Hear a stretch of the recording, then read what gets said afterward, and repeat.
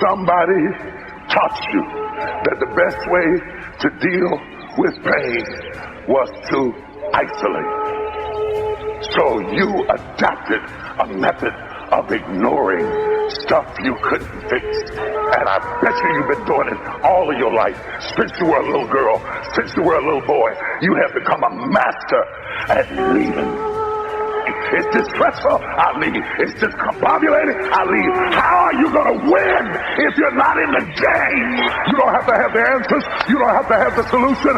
You don't have to have the way out. All you have to do is show up in your own life. God knows where you live. God knows where you are.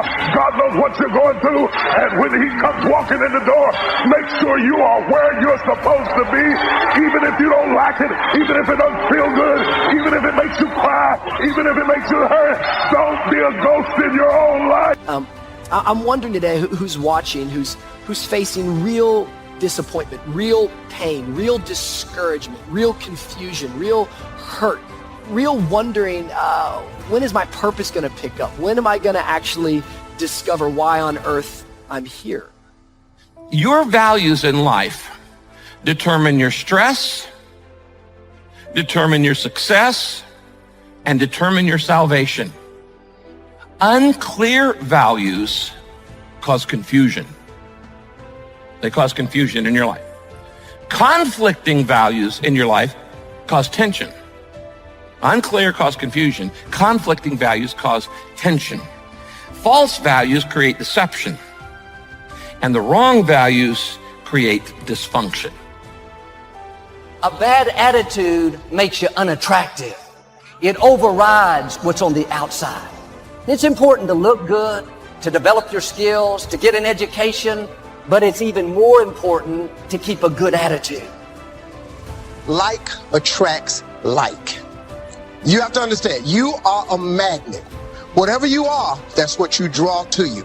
If you're negative, you're going to draw negativity. You're positive, you draw positive. You're a kind person, more people are kind to you. So you're like a magnet, and you got to understand something about like attracts like. If you see it in your mind, you can hold it in your hand. Live like a warrior so you can die like a legend. Let us fight and fight. Don't surrender. Gotta fight. Gotta live like a warrior. You gotta be in fight mode. Warriors are vigilant. My favorite book says, watch as well as pray. You got to watch. You don't want to go to sleep at the wheel. You got to watch. You don't want to get caught up in the hoopla. Oh, get it done in 21. Yeah, you have the power to get it done in 21, but you got to watch what's going on. Your attitude is going to determine your altitude. It will determine how high or how low you go. Well, Joel, I've always been kind of negative, critical, condescending. That's just who I am. No, that's who you're choosing to be. That's not who you are. That may be how you were raised, but that's not how you have to stay. Try being kind, friendly, good-natured. You'll not only enjoy life more, but you'll go further. So forget what can't be changed and focus on the future. Until you learn to do this, you're going to be unhappy much of your life. Because you hold on to the habits, and you hold on to the hurts and the hang-ups, and you hold on to the grief and the guilt and the grudges, and that causes so much unhappiness in your life. You got to let it go. Disappointment happens for a whole lot of different reasons. Yet I think the most basic way that we could define how a disappointment takes place is disappointment is birthed from unmet expectations. Just because you're facing a disappointment today doesn't mean that you have to live defeated. Doesn't have to let you believe that your whole entire destiny is delayed and will never ever be reached. No, life is going to have highs and lows, peaks and troughs. So many people overlook this very simple quality. You don't have to figure it out. That's what freezes people. When you're trying to figure out your life all the way to the end, when you can't figure it out, it freezes you from trying it because you go, oh, well, I can't figure that out. Oh, I can't go over there because I don't know how. You don't have to know how. You have to ask, believe, and receive. And sometimes we're discouraged over what we brought on ourselves. It's not the enemy, it's our attitude. The good news is, all you have to do is make an attitude adjustment. It's not complicated. You can't change other people. You can't change how you were raised. A lot in life we can't control. But one thing we can all control is our attitude. And be vigilant, because it's a new place, a new strategy. Stuff's going on. Some we're aware of. A lot of it we don't know. And we got to stay in fight mode. Why? You know why I have my pictures of my children there? It's not about, I'm 75. I know I got more yesterdays than tomorrows. I got to stay in fight mode. What? I'm going to finish strong. Are you focusing all your energies? You have a limited amount of energy. You don't have unlimited energy. Since you don't have unlimited energy, I highly suggest you don't waste any of it on something that you can't change in the past. Why in the world would you give one more second of emotional energy to something that is never going to change? It's done, it's over, it's finished. Your past is past. You got to let it go. When you're good-natured, friendly, opportunity will come your way. People want to do business with people that they like. Maybe it's not some other person you're disappointed. Maybe it's yourself. This is something that I struggle with in quite a massive way, is that usually most of my disappointments aren't because of other people. Most of my disappointments in life are because of me. I tend to disappoint myself more than anybody else disappoints me. I tend to not live up to my own expectations, to my own standards, to my own values, and I find myself often beating myself up or talking down to myself, and I can find myself at times living in a cloud of disappointment that has nothing to do with anybody else. It has everything to do with the way that I look at myself. It's a major key that most people shy away from. And this is not for everybody. This is not for the faint at heart. People who have no goals and no dreams and okay with living a small life, don't get anything done with the same mindset, the same relationships, the same vision, no direction, no purpose. They're okay with that. Am I going to live this day negative, sour, seeing the wrong, chip on my shoulder, or am I going to live it in faith, positive, hopeful, seeing the best, being good to people? This is a choice that we have to make every day. If you're going to have a good attitude, you have to do it on purpose, because there will be all kinds of negative things that try to creep in. If you're not proactive, if you don't choose the right attitude, then the wrong attitude will show up. Everything about this life has created a sense of urgency, and everybody has been scattered. And that's what I believe is happening right now. This is when survival instincts kicks in. This is when it's real. This is when it's about you, your survival instincts, and God. Your attitude is going to determine your altitude. It will determine how high or how low you go. Well, Joel, I've always been kind of negative, critical, condescending. That's just who I am. No, that's who you're choosing to be. That's not who you are. That may be how you were raised. That's what you saw growing up, but that's not how you have to stay. Try being kind, friendly, good-natured. You'll not only enjoy life more, but you'll go further. If you will change, everything will change for you. You don't have to change what's outside. All you've got to change is what's inside. To have more, you simply have to become more. And then he said, don't wish it was easier, wish you were better. Don't wish for less problems, wish for more skills. Start working on yourself, making these personal changes. And he said it'll all change for you. The good news is, all you have to do is make an attitude adjustment. It's not complicated. You can't change other people. You can't change how you were raised. A lot in life we can't control. But one thing we can all control is our attitude. Am I going to live this day negative, sour, seeing the wrong, chip on my shoulder? Or am I going to live it in faith, positive, hopeful, seeing the best, being good to people? This is a choice that we have to make every day. If you're going to have a good attitude, you have to do it on purpose, because there will be all kinds of negative things that try to creep in. Bitterness, discouragement, self-pity.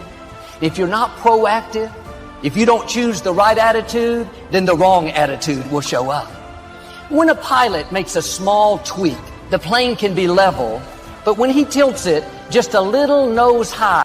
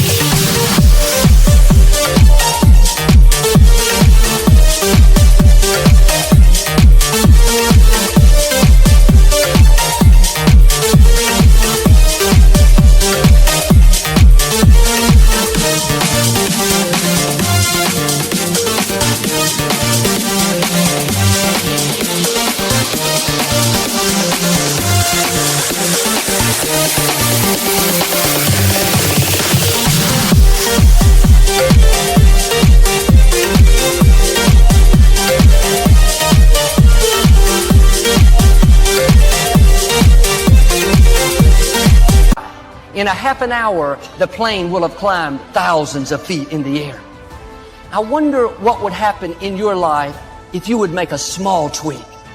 Instead of going to work sour, dreading the day, feeling unappreciated, you would show up with a smile, grateful to have the job, knowing that you're not working under people, you're working under God, that He's keeping the records.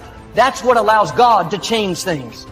What would happen in your marriage, your relationships, if you'd make a small attitude adjustment? Instead of being contentious, hard to get along with, you'd start being friendly, loving, respectful. Instead of saying harsh, critical words, you would start giving compliments, telling your spouse how much you love them, how blessed you are to have them in your life. Just a small adjustment, getting your attitude a little higher, watch those relationships begin to improve. Or maybe you've had bad breaks. Life hasn't treated you fair. It's easy to get sour, go around with a chip on our shoulder, focus on what's wrong. That's a nose down attitude. You're choosing the direction you're going to go. Why don't you tilt it a little nose high? Yes, it was unfair, but I know God is my vindicator. I know God is fighting my battles. God promised to pay me back double for the unfair things that have happened. You keep that up and you'll see God make up for the wrongs. The moment you change the frequency that your tower emits, the moment you change that frequency, different things come back to you. I'm telling you this how it works. If you change your attitude, change your attitude. Somebody in here needed to hear this. Somebody, you just needed that little moment, man, to get you to thinking a little bit differently so you can get the life God got for you. God wants to show you off. He wants people that He can use as an example and say, hey, this is what I do for people. If you call on me and you believe in me, this is what I do for people. I raised my hand a long time ago. Use me. Show them how you take an old hooper. Tell them how you take a street boy. Show how you can take somebody ain't got no education. Take me.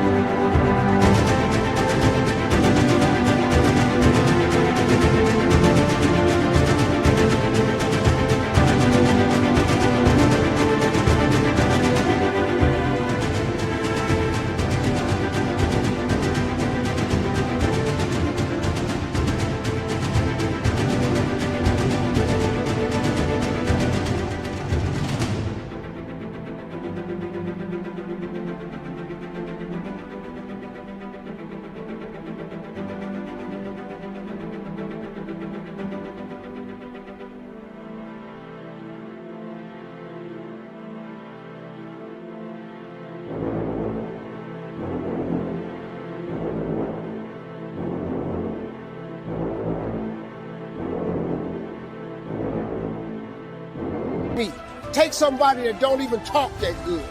Take somebody who flunked out of school, on his third marriage, lost everything, lived in a car for 3 years. Take me and show somebody what you can do through me. Guess what he did? He picked me up. He put me in a world I knew nothing about. God will do the same thing for you. Change your attitude, you change your altitude. Studies show that your attitude can have a greater impact on your success than your IQ.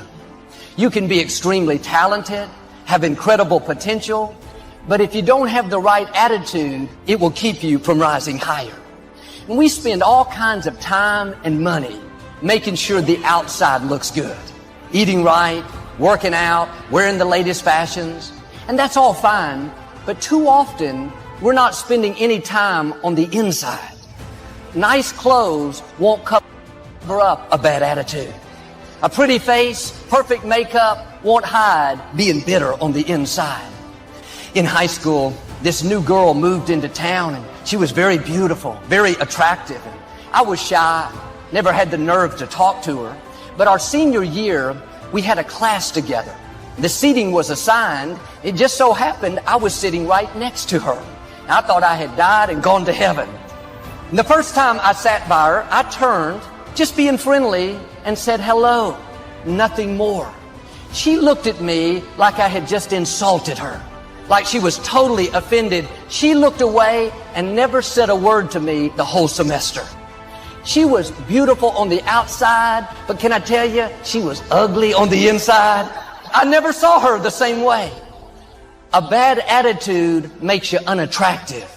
It overrides what's on the outside. It's important to look good, to develop your skills, to get an education, but it's even more important to keep a good attitude. Nobody wants to be around a sour, critical, condescending person.